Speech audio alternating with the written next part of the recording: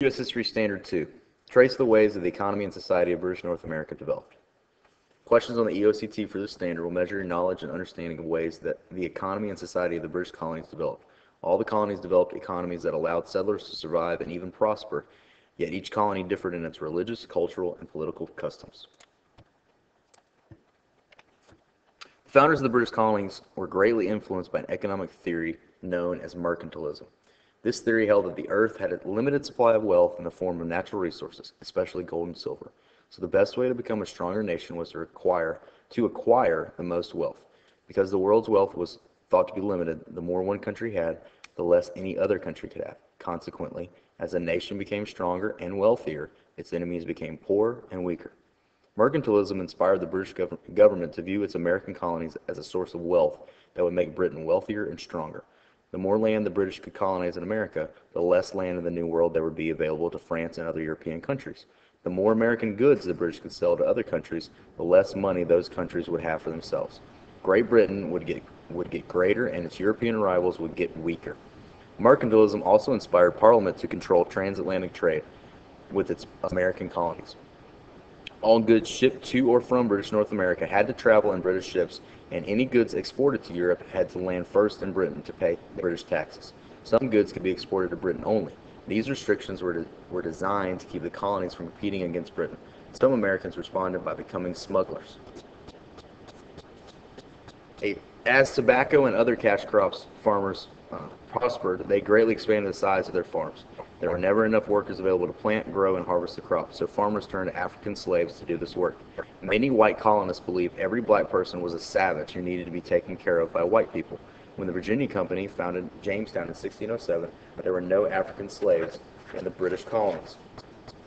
By 1700, however, there were thousands of African slaves throughout the British colonies.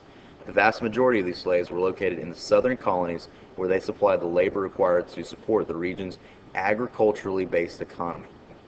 The sea voyage that carried Africans to North America was called the Middle Passage because it was the middle portion of a three-way voyage made by the slave ships. First, British ships loaded with rum, cloth, and other English goods sailed to Africa, where they were traded for Africans originally enslaved by other Africans.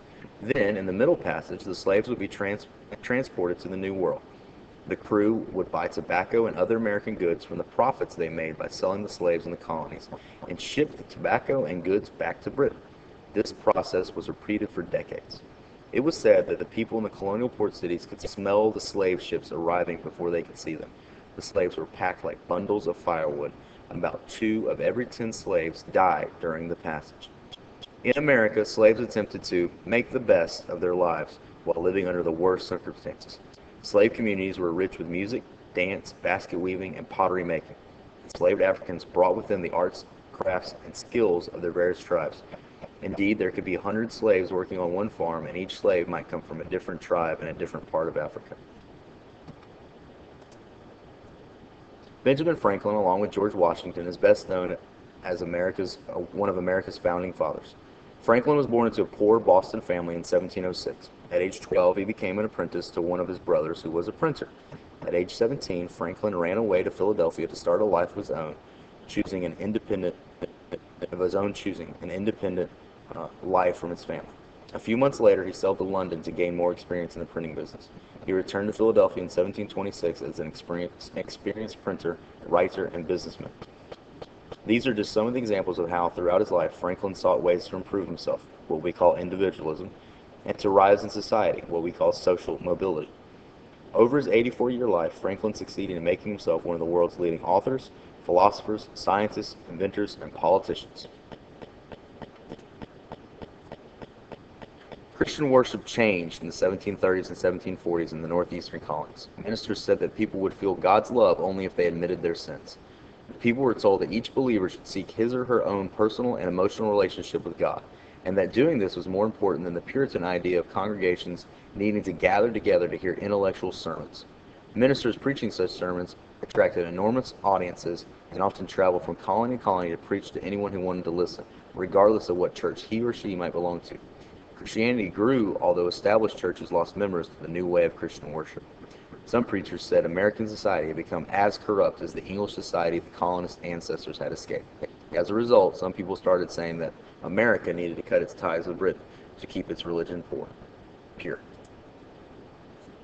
What was commonly transported along the Middle Passage? A. Slaves. B. Immigrants. C. Raw materials. Or D. Manufactured goods.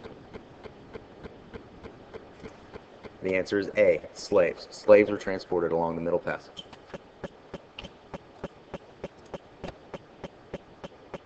Here